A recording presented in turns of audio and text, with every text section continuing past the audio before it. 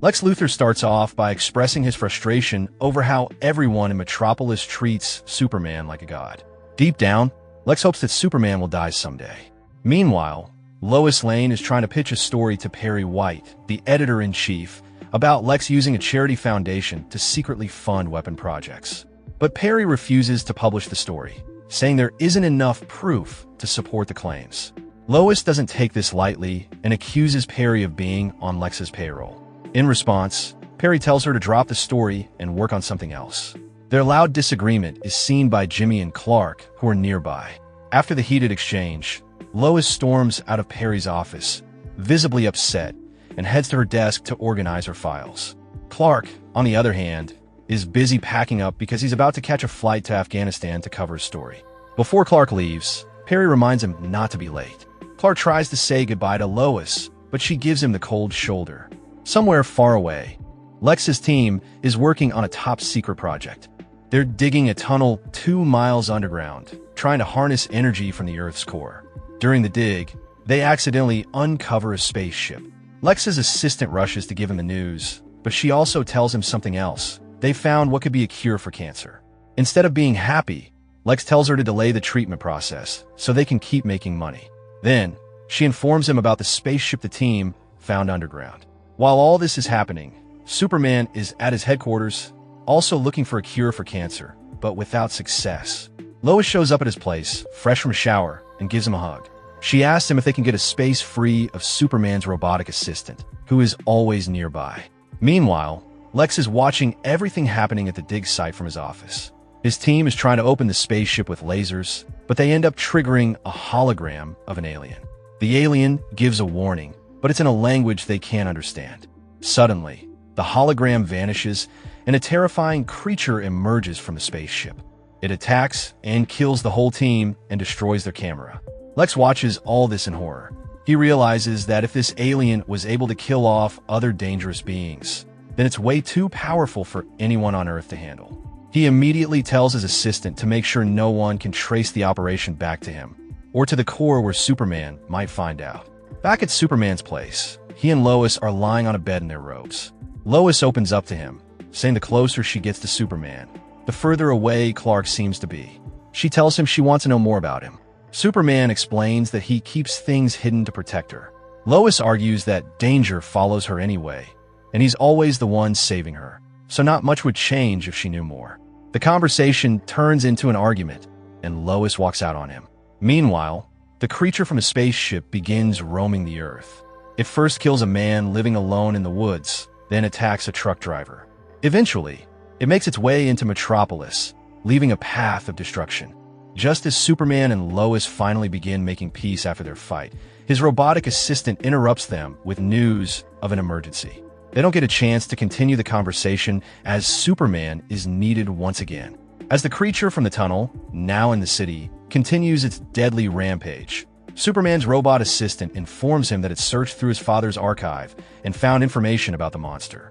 The creature is called Doomsday, known as the ultimate killing machine. It was created for war and doesn't recognize allies or enemies. It just destroys everything in its path. Superman brings Lois to the rooftop of the Daily Planet. She begs him to let her come with him, but he refuses. Instead, he flies off alone to confront Doomsday.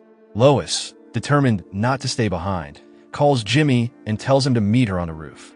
Meanwhile, Doomsday is already killing soldiers in the city and even hurls a tank at a group of them. Superman arrives just in time, catches the tank midair, and throws it back at the monster. He tries to freeze Doomsday with his freeze breath, but it doesn't work.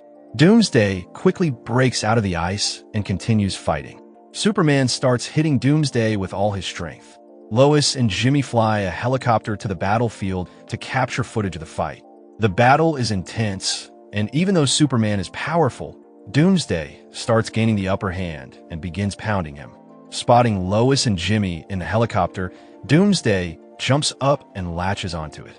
He tries to attack them midair, but Superman intervenes, slicing off part of the helicopter Doomsday is hanging from. Doomsday falls down and crashes through a 9-story building. Superman gently brings the helicopter to safety and helps Jimmy and Lois out. He tells Lois to leave, but before they can say much, Doomsday rises again and charges straight at him. The two of them clash again, fighting through buildings and even into the subway. Doomsday eventually overpowers Superman and starts beating him badly. Blood pours from Superman's mouth as the monster keeps hitting him. People watching are terrified, thinking Superman might not survive. Lois is in tears but urges Jimmy to keep recording everything. During the chaos, a young child near the fight begins crying. Doomsday turns his attention toward the kid and prepares to attack. Just in time, Superman grabs Doomsday, wraps his arms around him tightly, and flies them both far into space. He then crashes back to Earth with Doomsday, creating a massive crater that shakes the city. The impact kills Doomsday. Superman rises from the rubble, barely able to stand. Lois rushes to him and kneels by his side. With his last breath, Superman asks if everyone is safe. Lois tells him they are, and then he dies in her arms. Martha Kent watches the tragic news on television, unable to hold back tears. Around the world, people mourn the death of Superman. At his funeral, a man named Dells lays flowers on his grave. Meanwhile, Jimmy gets recognized for his bravery and incredible photos of the Superman-Doomsday battle. He is hired by Damon Swank, the CEO of the National Voer. Back at the Daily Planet, Perry White tells Lois to take some time off to recover. Lois travels to Smallville and visits Martha, Kentucky. There, she reveals that she knew Clark's secret identity. Together, they grieve for the man they both loved. Without Superman, crime in Metropolis begins to rise rapidly. Perry warns Lois to be extra careful since she no longer has Superman watching over her. Meanwhile, Lex Luthor, now confident he's covered his tracks about the Doomsday operation, confirms this with his assistant, then murders her to tie up loose ends. Soon after, Lois and a cameraman go out to cover a breaking story about a villain named Toy Man, who has kidnapped children and placed them on a school bus on top of a building. Lois sneaks inside and manages to free all the children except one scared little boy. As she tries to comfort the child, Toy Man discovers them and throws the entire bus off the roof with Lois and the boy still inside. Suddenly, in a dramatic twist, Superman bursts out of his grave, alive again, and catches the falling bus in midair, saving Lois and the child just in time. Superman destroys Toyman's giant robot ant and hands him over to the police. The whole city is shocked and excited to see Superman alive again. Later, he takes Lois to her apartment. She kisses him but notices something's off. He acts distant and cold.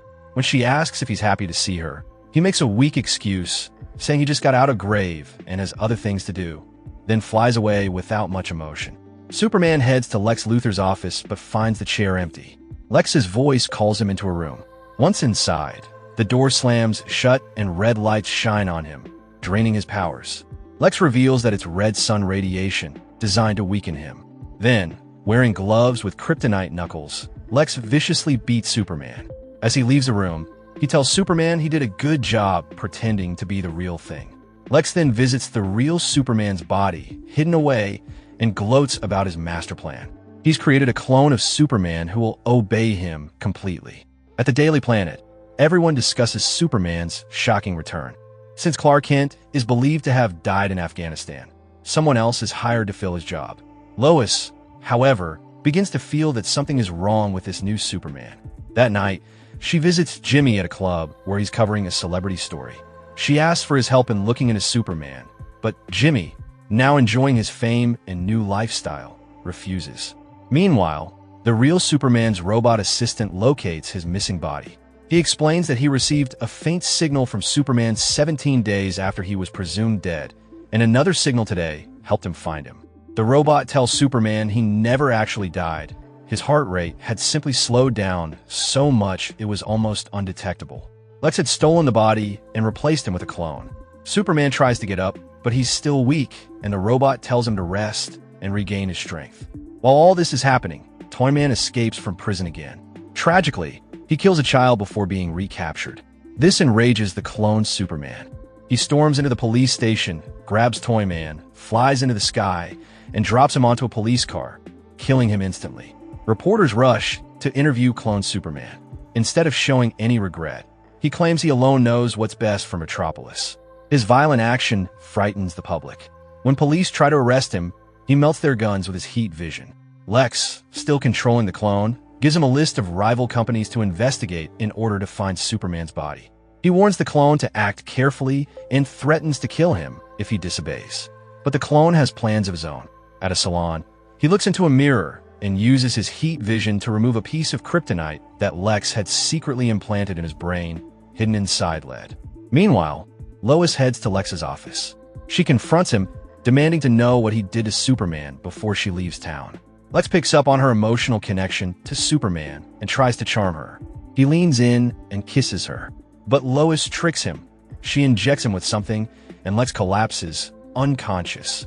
Lois calls Jimmy, and together they begin searching Lex's office for evidence.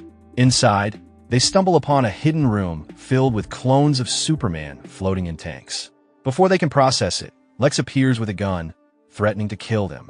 But the clone Superman suddenly arrives and melts the weapon in Lex's hand with his heat vision. Lex, unfazed, presses a remote to activate a kill switch in the clone, but nothing happens. He's removed the kryptonite from his brain.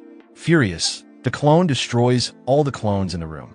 Lex runs for his red sun radiation chamber, hoping to lure the clone inside. Clone Superman follows, but then shuts the door, lifts the entire chamber, and hurls it through several buildings, crashing it onto the street. The news spreads fast, and the world starts to see Superman as a danger. With Lex presumed dead, the military is called in, though they dread what a war against Superman would mean. Despite fearing they're doomed, the military asks clone Superman to surrender. Instead, he lashes out, destroying tanks and fighter jets. From his secret base, the real Superman watches in horror. Though still weakened at 67% strength, he decides to join the fight. Ignoring his robot's warning, he dons a black suit and grabs a kryptonite gun retrieved from Lex's vault. The real Superman enters the battlefield and confronts the clone. He fires the kryptonite gun, but the clone smacks it away. Lois and Jimmy rush to retrieve it. The clone quickly gains the upper hand and even urges Superman to quit and find a new city, but Superman refuses to back down. Lois tries to shoot the clone, but misses. The clone destroys the gun, though the kryptonite cartridge survives and falls nearby. In the final clash, the clone overpowers Superman and lifts the large Superman logo statue from his grave, preparing to crush him.